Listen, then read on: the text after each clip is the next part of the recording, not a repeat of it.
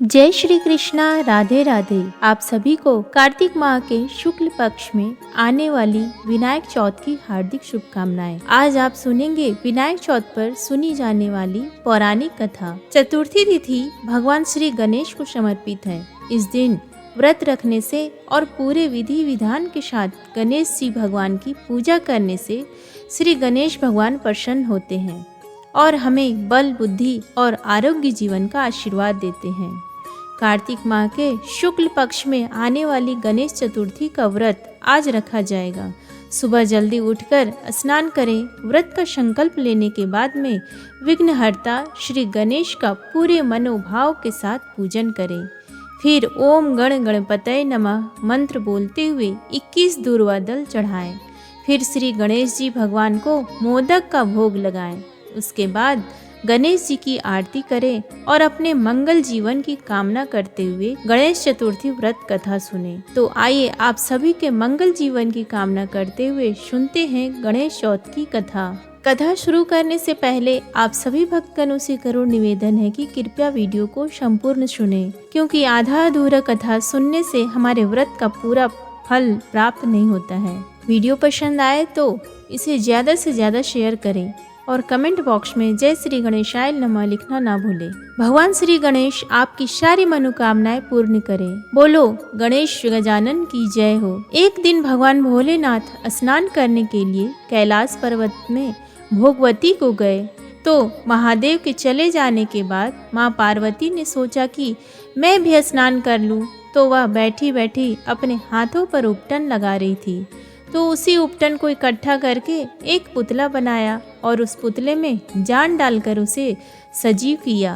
पुतले में जान आने के बाद में देवी पार्वती ने उस पुतले का नाम गणेश रखा। वह बालक अपनी माता को प्रणाम करते हुए कहने लगा कि कहो माता, क्या आज्ञा है। तो देवी पार्वती ने कहा कि बेटा, मैं स्नान कर रही हूँ, तो मुख्य द्वार पर पहरा देना। कोई भी आ जाए अंदर मत आने देना जब तक मैं स्नान करके बाहर ना आ जाऊं। तो ऐसा कहकर पार्वती माता स्नान करने चली गई और भगवान भोले शंकर भोगवती से स्नान करके वापस आ गए। जैसे ही वह अंदर जाने लगे तो बाल स्वरूप गणेश जी ने उन्हें द्वार पर ही रोक दिया। भगवान शिव ने लाख कोशिश की पर गणेश जी ने अंदर नहीं जाने दिया। गणेश जी द्वारा बार बार रोकने पर उन्होंने अपना अपमान समझा और बालक गणेश का सर धड़ से अलग कर दिया और घर के अंदर चले गए। शिव जी जब घर के अंदर गए तो बहुत ही क्रोधित अवस्था में थे। ऐसे में देवी पार्वती ने सोचा कि भोजन के लिए देरी हो गई, इसलिए शायद नाराज हैं। तो पार्वती ने 2 थालियों में भोजन परोसकर एक थाली भोले शंकर को दे दी। तो 2 थालियां लगी देखकर शिव जी पूछने लगे कि दूसरी थाली किसके लिए है। तो पार्वती माता कहने लगी कि दूसरी थाली तो पुत्र गणेश के लिए है, जो द्वार पर पहरा दे रहा है। तब गणेश जी ने देवी पार्वती से कहा कि उसका सर तो मैंने क्रोधित होकर धड़ से अलग कर दिया है। तो इतना सुनते ही पार्वती जी बहुत ही दुखी हुई और विलाप करने लगी कि स्वामी, आपने यह क्या किया। वो तो मेरा पुत्र गणेश है, आपने उसे मार दिया। चाहे कुछ भी हो जाए, आप उसे जिंदा करें। तो भोले शंकर कहने लगे कि ऐसा कोई उपाय नहीं है जिससे वह जीवित हो सके। लेकिन पार्वती के बार बार विलाप करने पर भोले शंकर ने कहा कि अगर कोई ऐसी माँ हो जो अपने बच्चे की तरफ पीठ करके सोई हो, उसका सर काट कर अगर इस बच्चे की धड़ से जोड़ दिया जाए तो यह जीवित हो सकता है। तो शिव जी ने ऐसे ही बच्चे की तलाश के लिए अपने गणों को भेज दिया। तो वे हर जगह ढूंढ आए, उन्हें ऐसा कोई बालक नहीं मिला जिसकी माता उसकी तरफ पीठ करके सोई हो। तो वो निराश होकर वापस आ रहे थे तो रास्ते में उन्होंने देखा कि एक हथनी अपने बच्चे की तरफ पीठ करके सोई हुई थी। तो उन्होंने उसके बच्चे का सर काटा और भगवान भोले शंकर के पास ले आए। भगवान ने हाथी के बच्चे का सर गणेश जी के धड़ से जोड़ दिया। तो गणेश जी जीवित हो गए। उसे देखकर पार्वती माता खुश नहीं हुई। वह कहने लगी कि स्वामी, आपने यह क्या किया। अब लोग देखेंगे तो सारे हंसेंगे। तो भगवान बोले, शंकर कहने लगे कि पार्वती, तुम्हें चिंता करने की कोई आवश्यकता नहीं है। मैं आज यह वरदान देता हूँ कि आपका यह पुत्र सारे देवताओं में प्रथम पूजनीय माना जाएगा। हर शुभ कार्यों में वह त्योहारों में सबसे पहले याद किया जाएगा। जो भी इसे पूरे श्रद्धा भाव से याद करके अपने काम करेगा तो उसके सारे काम बिना किसी विघ्न के पूर्ण हो जाएगा। इस तरह का वरदान पाकर पार्वती माता बहुत ही खुश हुई और अपने बेटे गणेश को गले से लगा लिया। कहा जाता है कि तभी से गणेश भगवान को सर्वप्रथम पूजनीय माना जाने लगा और यह भी कहा जाता है कि उसी दिन से हर माँ अपने बच्चे की तरफ पीठ करके नहीं सोती है। यह तो आपने घर में बड़े बुजुर्गों से सुना होगा। बोलो गणेश भगवान की जय हो। हमारी अगली कहानी एक बहुत ही गरीब और अंधी बूढ़ी माई थी। उसका छोटा सा परिवार था जिसमें उसका बेटा और एक बहू रहती थी।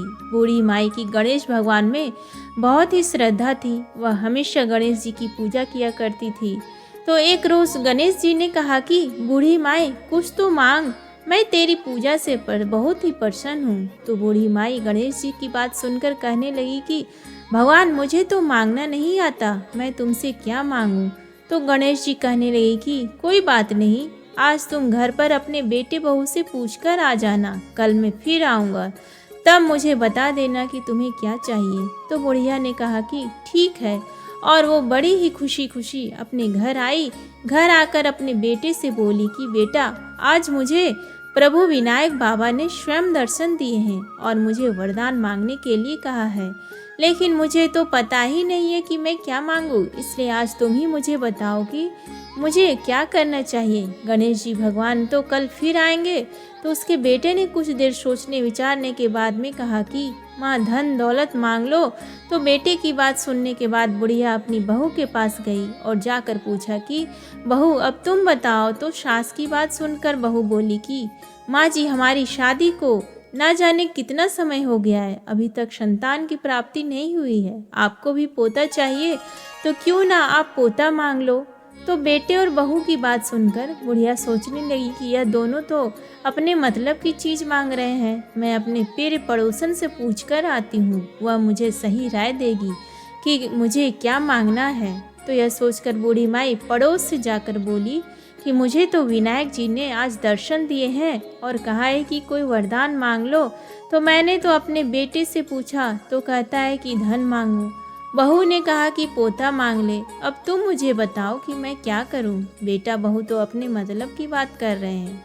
बुढ़िया की बात उसकी पड़ोसन बोली कि बुढ़िया ना तो तू धन मांग ना तू पोता मांग, तू थोड़े ही दिन जिएगी, तेरी आंखें मांग ले जिससे तुम संसार को देखेगी। तो पड़ोसन की बात सुनकर सोचने लगी कि अगर मैं आंखें मांग लूँगी तो संसार को क्या देखूंगी, जब मेरे बेटे बहू के अलावा कुछ भी नहीं है। अगर पोते पोतियाँ होते तो मैं उन्हें अपनी आँखों से देखती, आँखों से देखने लायक मेरे लिए तो कुछ भी नहीं है। यह सोचते सोचते बुढ़िया घर आई, सारी रात सोचने में ही विचार दी। सुबह जल्दी उठी, नहा धोकर फिर वह गणेश जी के मंदिर चली गई। वहाँ मन में सोच रही थी कि ऐसा क्या वरदान मांगूं जिससे बेटा बहू भी खुश हो जाए और मेरा मतलब भी सिद्ध हो जाए। इतनी ही देर में वहाँ पर गणेश जी आए और बोले कि बूढ़ी माई आज कुछ मांग ले, आज मैं फिर आया हूँ। तो वह बोली कि हे गणेश जी भगवान, मैं आपको प्रणाम करती हूँ, मुझे तो और कुछ नहीं चाहिए, मुझे आँख दे जिसे सोने के कटोरे में पोते को दूध पीता हुआ देख सकूं और अंत काल में मोक्ष दे। तब गणेश जी बोले कि बूढ़ी माई तूने तो मुझे ठग लिया, तुमने तो भोली बनकर सब कुछ मांग लिया। और मुस्कुराने लगे और कहा कि बूढ़ी माई जैसा तुमने कहा है वैसा सब कुछ तुम्हें मिल जाएगा। यह कहकर गणेश जी वहाँ से अंतर ध्यान हो गए और बूढ़ी माई को वरदान मांगे अनुसार सब कुछ मिल गया। गणेश जी भगवान जैसा अपने बूढ़ी माई को दिया वैसा सबको देना और अपनी कृपा दृष्टि हम सब पर बनाए रखना।